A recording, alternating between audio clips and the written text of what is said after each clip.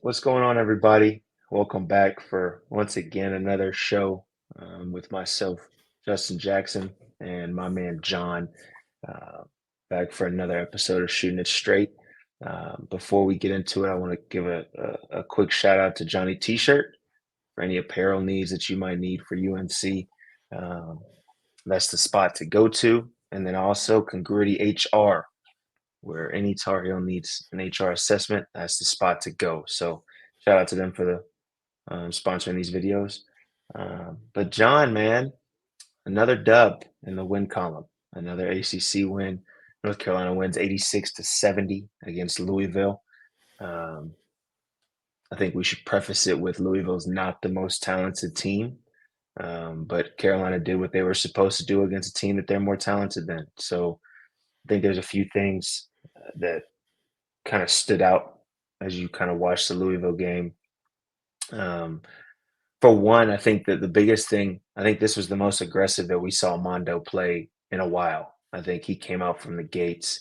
I don't know if it's the shoes.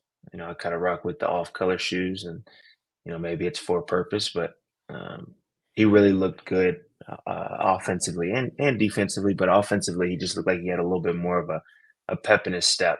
Um, Anytime he got on the block, he was looking to be aggressive, looking to score right away. They were looking to him early, which I think was a little bit different than games here recently. I think we've seen a lot of RJ, a lot of kind of perimeter scoring, but Mondo hasn't necessarily been a focal point. I think this game against Louisville, you really saw him be a main guy and a main threat, which is a great thing to see because it just opens things up more for everybody on the outside. So hopefully he can continue doing that. Um, and it was against some other pretty decent bigs as well. I know that the one big that they had, I remember watching them last year. I think at Tennessee. Um, so it was against some guys that were pretty decent. So it was good to see him be aggressive. Good to see him kind of get back into that groove, if you want to call it that. Um, and it was good just to see a bunch of different guys make some plays. Obviously, RJ, he did what he does. Feels like every single game at this point. But then you saw some other guys play well, man. You saw obviously, a guy that we've talked about quite a bit, and that's Cormac Ryan. You saw him hit some shots. You saw him be, you know, pretty consistent. 5 for 10 from the field, 4 for 7 from three, which is the biggest thing that we've been talking about. Is if he can get, his consistency back from the 3-point line, it just helps his team even more. Um, so it's good to see him, kind of get back into that flow. Um, and then we'll hit on it later in the show. But Jae'Lyn Withers, man, was this his breakout? Was this his breakout time? Um, I sure hope so.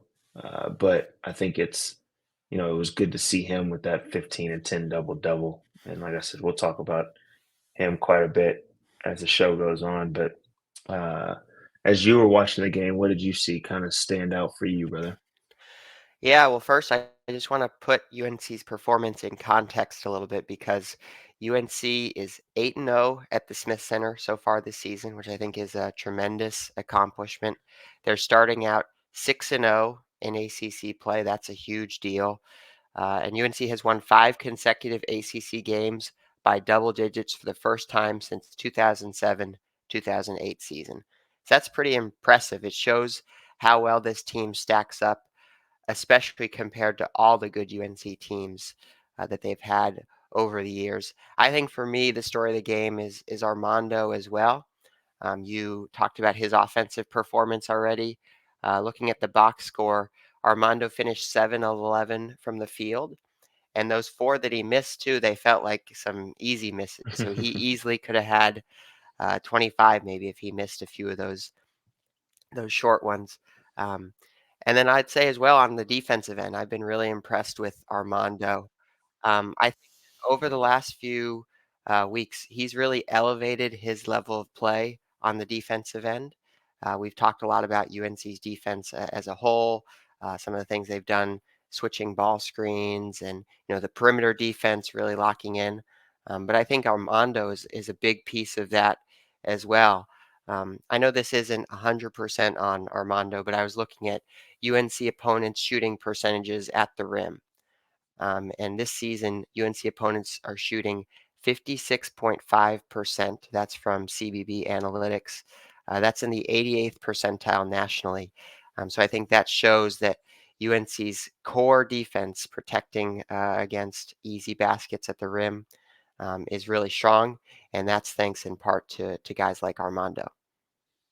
Yeah, and I think, when we talk about Mondo, I think what I've what has been so good to me from the way that he's played, I think defensively, like you talk about, has been kind of the main thing it seems like he's focused on the last, few games that he's played.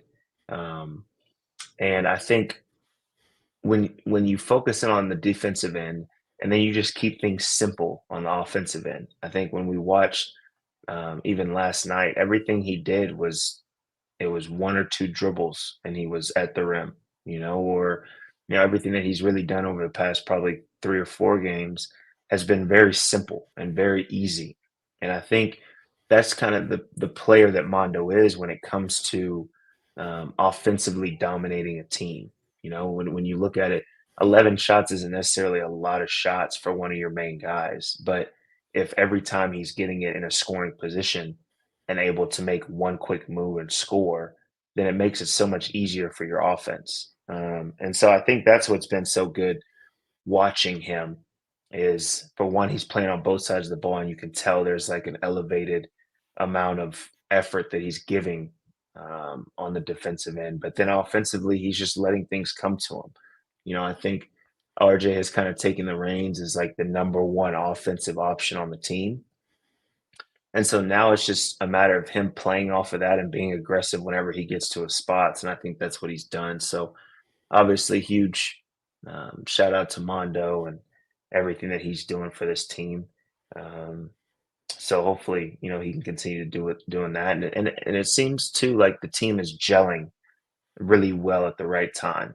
Guys are really starting to figure out, where certain guys want the ball, when they want it, maybe certain plays that they run to get certain guys shots and things like that. And, I think, 6 games into conference play is a perfect time to kind of get this thing, kind of gelling in the right direction. So, I think that's a good sign as well. I think that's something we talk about, early on in the season. We talked about how it would take a little bit of time for this team that was basically brand new to each other to get used to playing with each other, get used to being around each other in the locker room, get used to, you know, if you're in a transition 3-on-2, who wants the lob, who wants the bounce pass, like little things like that. It's like it takes a little bit of time to kind of learn guys. And I think they're starting to see kind of, who people are and what each person does really well for this team. And obviously that, that kind of takes some time, but I think they're starting to do it. And I think that's a big reason why you see them number 4. I mean, I think, I guess you probably go 2 years ago when, I guess last year they were ranked number 1 as well early on. Um, but I think this is the most solidified top 5 ranking that I've seen North Carolina in a while.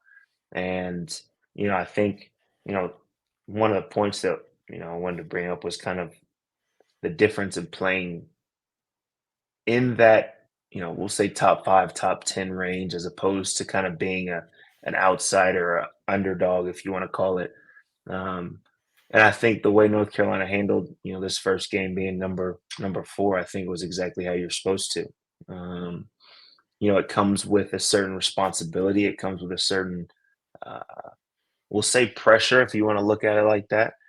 Just knowing that every game, for one, every game that North Carolina goes into, every team is trying to take them out. Doesn't matter if they're unranked, doesn't matter if they're number 1, 4, 24. Every team is trying to give them their best shot. So now you add a top 5 ranking to it. All that does is now it gives, if a team beats them, it gives their resume, it makes their resume look better.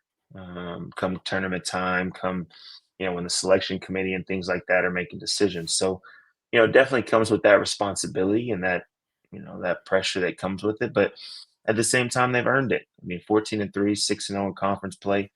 They beat some really good teams. They've really, you know, beat up on some really good teams. Uh, game in and game out. Like you said, I mean, they're 8-0 at home, which is one of the biggest things. You got to take care of home court.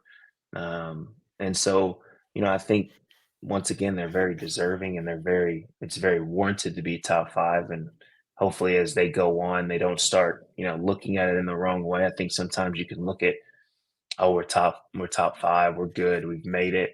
Um, as opposed to, okay, let's keep on climbing. Let's get to number one. All right, let's get that number one seed going into the tournament. Let's make sure that we, get a favorable matchup as the tournaments start up and things like that. So, I think I like seeing that top five ranking next to them. I think that's where North Carolina basketball is supposed to be, anyways. And it looks very comfortable alongside that logo. And, they look comfortable last night. Didn't look like it phased them. Obviously, they had a little bit of a lull there in the second half, but, you know, I like seeing them top five. Yeah. Another thing you said too before was, the team is kind of finding its groove. And I think part of that too is everyone on the team is kind of finding their role and understanding where they fit on the court. And I think that is a great chance to bring up Jae'Lyn Withers, who had a great game last night. He had season highs in scoring with 15 points, season high in rebounds with 10 boards. And he had his first double double as a Tar Heel. But I think he's a guy too who kind of now, after this, early part of the season, after the first part of ACC play, he understands what his role is and where he fits on the court.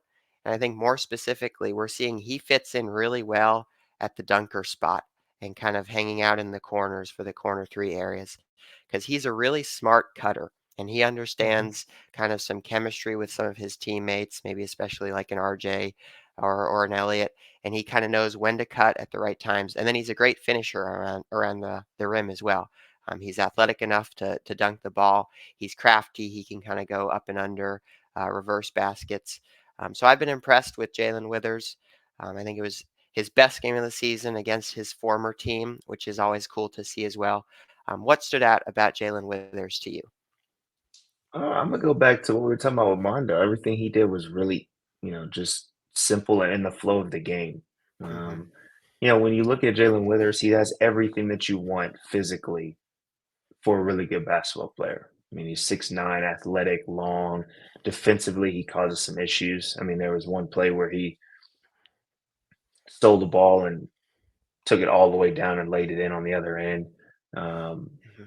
like he does that all the time. And at 6'9", that's not necessarily normal to see a guy in college be able to play on one end, take it down on the other end and score. And so, I mean, you look at him and it's like, okay, this guy could be really good for us. And, you know, I think sometimes when you look at it, ability comes with opportunity, right? And when I say that, it's the more that a basketball player plays, the more they're able to get into a rhythm, get into a flow, get comfortable out there. And, I think that's kind of what you saw with him. He ended up playing 24 minutes and, like you said, 15 and 10 on 5 of 6 from the field. I mean, it was, he just looked more comfortable out there. And Hmm. whether that is the minutes or whether it was he had it out for his old team, maybe that's what it was. He had a little bit more, you know, urgency and anger towards that. Everything he did was just played within the flow. He had one post up where he went in, got it and one. Like you said, he's a great cutter. Had a cut to, it seemed like it wasn't that big of a play, but the reverse dunk that he had is there's very few players that can do those kind of plays. And so, you had that. You had defensively what he brings to this team. I mean, anytime he's on the floor, and if he's a small ball five or even if he's the four, being able to switch on the little guards and, sometimes guard them even better than the smaller guards, like it just causes issues for the other team. Um, and I think it's just a matter of him getting comfortable again. Whether he plays 24 minutes going forward or not, I think it's just a matter of now he knows what he can do when he goes on the floor, and he knows, hey, these are my spots when I'm on the floor with these guys. This is what I can do. I should be a cutter, like you said, whether his spacing is in the dunker or the corner or whatever it is, being able to just play off of those guys and seeing where his spots are. I think this was a great game and gauge for him going forward. especially in a game, like a guy like Seth Trimble, who we've talked about a lot, who has been super consistent. He was 0 for 3 last night, played 17 minutes. So a guy like that who's been, pretty consistent and relied upon coming off the bench, being down a little bit, for him to be able to step in and do what he did last night, I think was huge. And, for his confidence, for the team's confidence, for Coach Davis's confidence going forward in him.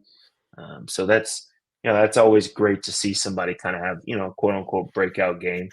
I know it's his fourth year in college, so I'm sure he's had, other games that were more breakout than last night. But as far as his time with UNC, I think that was a huge game for him. And that kind of takes us kind of into kind of one of the other points as far as, UNC's defense so far. It's last night they gave up a little bit more than they've been giving up in 70 points.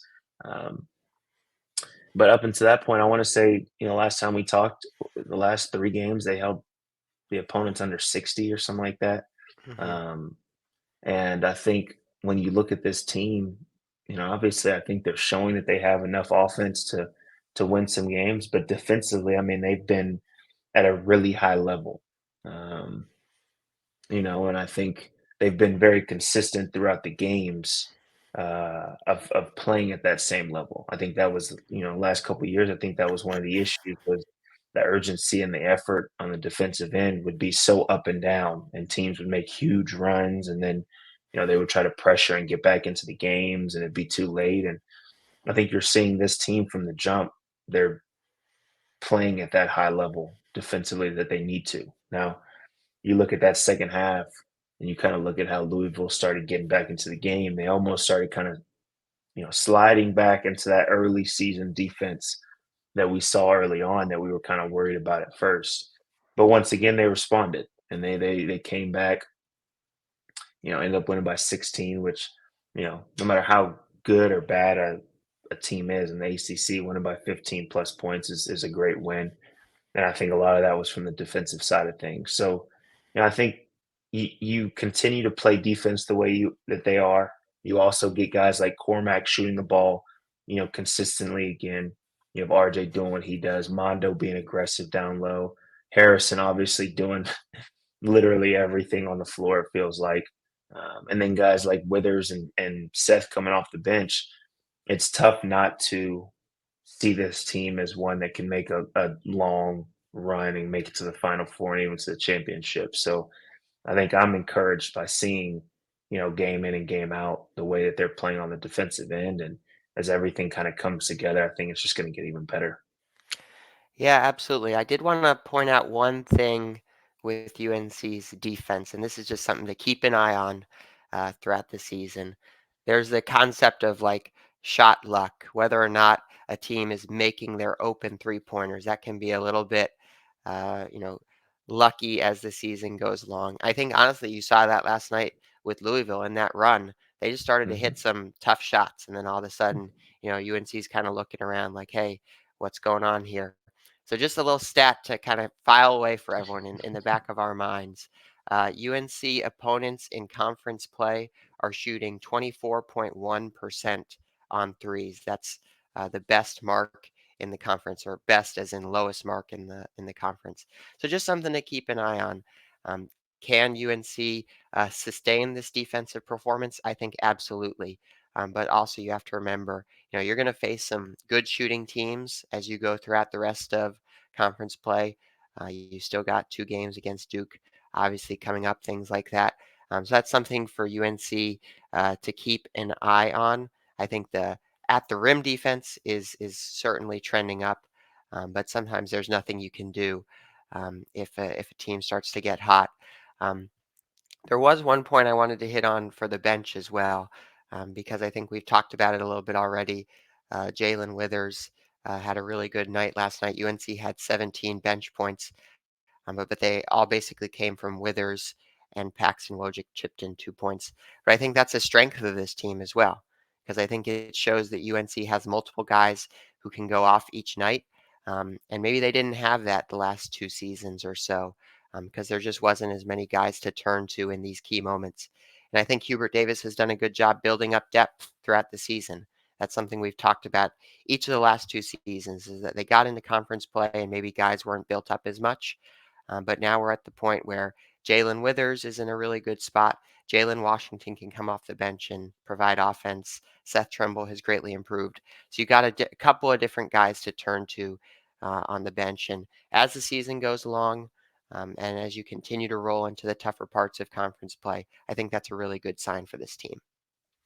Yeah, I think when you look at it, I mean, like we talked about it, maybe once or twice before, but once conference play the starts, the rotation kind of gets cut a little bit anyways. That's Mhm. just kind of how it works. We would go from 9 players to all of a sudden 7, maybe 8 guys playing, you know, on a consistent nightly basis. And when you look at this team, obviously kind of, you know, there's really 2 guys off the bench that are playing, I guess I'll say serious minutes for the team, and that's Seth and Jae'Lyn Withers. And I think now when you watch a game like last night, it's a matter of Coach Davis now seeing and being able to build confidence, knowing what players he can really put in there and at certain times. And obviously, it helps whenever you have 15 and 10 for that to kind of go your way when it comes to Coach Davis, looking at that aspect. But it also just how do you affect the game when you come into the game? Coming off the bench, you might not have a crazy box score. You might not have a crazy stat line that seems like it really affected things. But what are you doing to affect the game in those minutes when you get in? Are you disrupting somebody on defense? Are you rebounding the ball out of your area? Are you hitting the offensive glass whenever a shot goes up? Like, what is it that you're doing? And I think that's really where you saw Jae'Lyn Withers thrive last night was he was just affecting the game in multiple ways. Defensively, he was causing issues with his length and athleticism. Offensively, if you have a guy that's able to cut as athletic as him and be smart in those situations and also take advantage of different matchups when those matchups happen, that's an easy guy to slide into the rotation. As ACC play starts and or keeps going, and that's it's an easy player to kind of play alongside these guys who are playing the majority of the minutes. And so, I think people shouldn't necessarily look at the fact that only 2 guys off the bench played 15 plus minutes because that's just kind of how it happens as conference play starts. But what are those guys that are coming off the bench doing when they get on the floor? I think that's going to be huge for this team because you can't necessarily have guys playing 35 plus minutes every single game. You just can't. As the season goes on, as ACC tournament starts, where you have to play 2, maybe 3 games in a row, that stuff starts to add up, and you have to be able to have guys that can come in and still produce, but also give those guys a little bit of a break and a little bit of a rest. So, I think Coach Davis is doing a good job, and that staff is doing a good job of kind of testing out and seeing who can be effective off the bench. We've seen Zayden High come in a little bit here recently. Obviously, Washington has come in a little bit and had his times and his spurts. Um, and I think it's just a matter of kind of seeing as the ACC play goes on what is it and who is it that will come in and really, affect the game off the bench. And I think you're kind of seeing some games that are showing signs of who that might be and who that needs to be. But it's still, they still have what, 12 more games in ACC play, um, 11 or 12. And, I think it's still time to kind of figure that out and for guys to kind of get more comfortable and kind of take over whatever role it might be that they might need to take over. And I think there's still plenty of time, but obviously they're off to a great start. So um, I think they're heading in the exact direction where we would want them to be heading in. That actually leads me perfectly into a question I wanted to ask you about, which is who is UNC's best five? And I think this has been a kind of talking point all throughout the season because UNC at the beginning of the year was kind of working through a few different starting lineups. Obviously, Paxton Wojcik started out the year as a starter. Now he's kind of rolled into a reduced role. But if you look at some of the advanced metrics, the starting five that UNC has been rolling with, Baycott, RJ, Harrison, Cormac, and Elliott, That's not necessarily UNC's best when you look at the adjusted team efficiency margin or some of the plus minuses. So do you think UNC's best five includes someone like a Seth Trimble out on the court? Do you think it includes someone like a Jae'Lyn Withers? Or if you were the coach, would you be closing games with UNC's starting five? I know that's a little bit matchup dependent, but just what are your thoughts there? Yeah, I think it definitely is matchup dependent. I think it depends on really who you're playing, what kind of team it is. Um, I think also I'm not one of the anti-analytics guys, but I'm also a feel of the game type of guy. Mhm. I think that comes first, and then I think the numbers should back that up. Um, and so I think when you look at those numbers, it's hard to look at those numbers and then look at the minutes being played by these certain guys, right? Because Mhm. I think a lot of times we have this idea that, oh, if this guy is putting up these numbers or doing, he has this plus or minus in this amount of time, or he has, these stats in 15 minutes.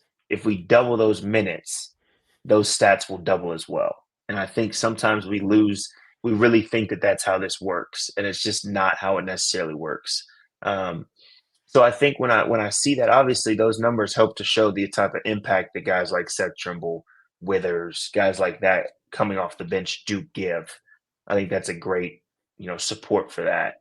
But I think when you look at the right lineup for this team, I think the lineup that they have right now starting is the perfect lineup for a couple of different reasons. For me, if RJ Davis is the number one scoring option on this team, he can't be the number one playmaker as well for the team. You know, I think we talk about this. Having Elliott out there now, even though he's a freshman, he's trying to figure things out as games go on and things like that. Having Elliott out there is basically the number one playmaker and the guy getting everything started offensively and things like that. Just allows RJ to just be a hooper and a straight bucket getter. That's literally all he has to do out there on the floor. Um, Two, it allows um, Elliott and Mondo to be able to run some more pick and roll actions where you now have, I would say Elliott is a little bit better of a passer than RJ is. So now you have a better passer out of a pick and roll situation, being able to play with your number one big. Um, and two, when you look at when you look at Jae'Lyn Withers and Seth Trimble, they are for this team at least. They are guys that come off the bench, bring energy, bring a different look for this team. Um, you know, I don't necessarily know how that would translate if you played them for 30 minutes and you started them off rip. I'm sure it would be fine, but when I look at this team, the way that it looks right now, I think is exactly how it should be. I'm sure people are going to just look at this 15 and 10 double double that Jae'Lyn Withers has and say, hey, he needs to be in the starting five. But the way that this team is kind of rolling and flowing, especially with these guys coming off the bench and bringing a different look and a little bit more energy and things like that, I think this is exactly how the team should roll going forward. But that's just my personal opinion. That's just my opinion as far as being a player and kind of being in different lineups and seeing how guys work together and how guys also translate to playing more minutes as opposed to playing in their role that they're in. So, I'm sure there's some people that would disagree, but that's my take on the best five. I love that answer. I like what you said too about they come off the bench and they bring the energy and the impact. That's hard to sustain if they're playing starter level minutes. So I think that makes a lot of sense. We've talked a lot about Jae'Lyn Withers on this show today. He had the opportunity to play against his old team, and he admitted after the game that he was a little nervous about this. It's always a little bit weird when you've teammates. Justin, you've played a lot of basketball over the years. Obviously, you didn't necessarily transfer while at UNC, but in the professional ranks, you might have experienced this a little bit. What's it like to play against former teammates or to go against a team that you've spent a lot of time competing for? And can you just kind of walk me through the emotions of that as a player? Yeah, I mean there's a different level of energy and preparation that you have going into those games. Um, obviously, you said I didn't experience it in college, so I'm not totally sure how it was as far as going to school with, guys and things like that for 3 years, and now you're playing against those guys. I'm sure it's a little bit more, I don't wanna say emotional, but I'm sure it's a little bit, um, tougher because 'cause I'm sure you have more of a connection with those guys and, you know, you sat next to them and, you know, math 101 and things like that, like, you failed a test with them, like, you did things that probably you wouldn't do, in the professional ranks. Um, but for me, as far as going back and playing, I've been able to build some really good relationships throughout the years when it comes to the NBA and the different teams that I've played on.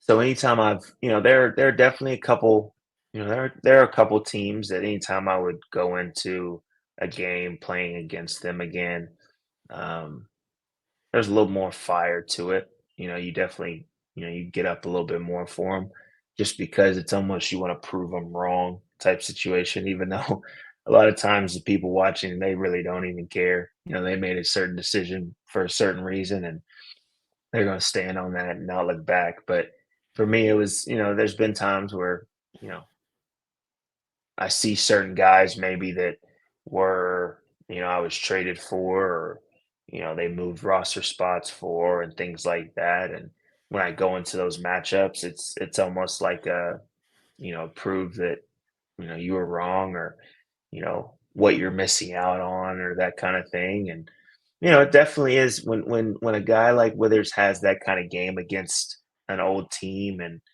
an old staff and things like that. I don't know what his individual experience was like with that team and with that staff, but I'm sure they were at the bottom of the ACC last year, and I'm sure it wasn't necessarily all good times. And I'm sure when he went into this game, there was kind of a part of that to him, as far as this is kind of what I could have been doing, or this is if you put me in the right position, this is what you could have had, and so it's always fun to see guys kind of get, revenge on their old teams. But it's an interesting dynamic because at the same time, like I said, I built some good relationships with a lot of guys, a lot of players, a lot of coaches.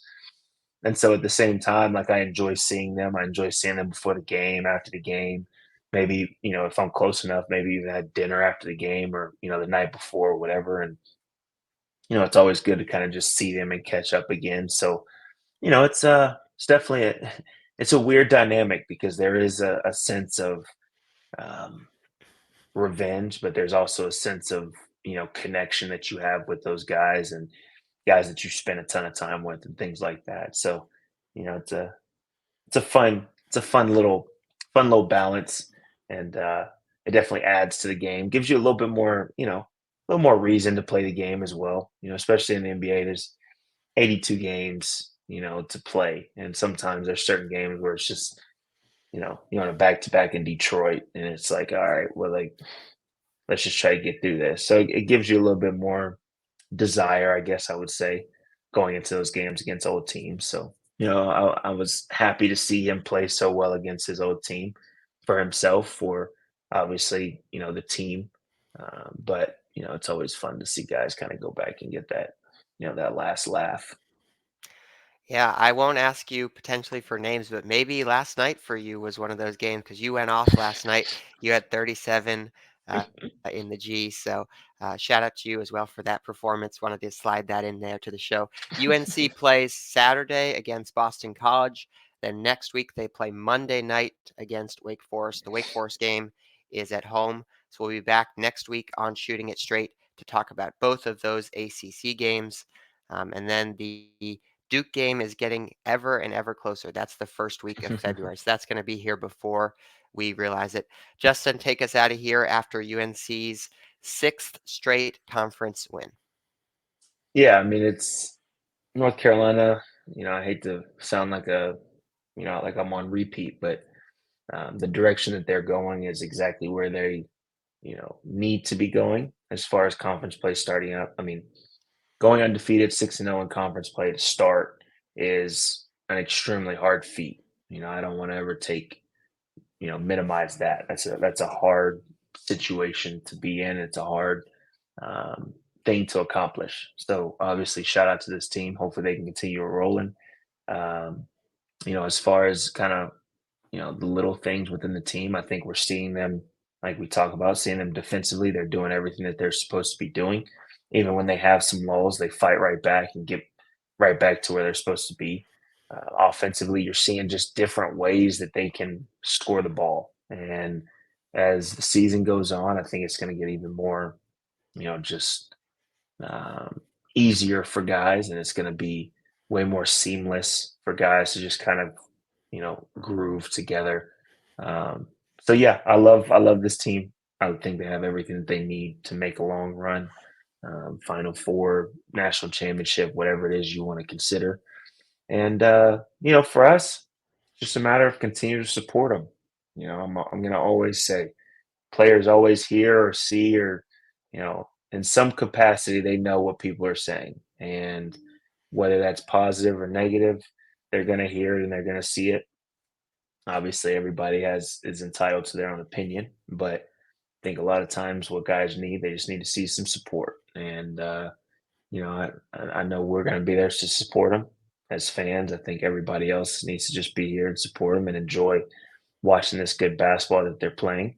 um, and so, yeah, and at the same time, I'm going to always say it as well at the end of these shows. I appreciate everybody that tunes in and listens and watches.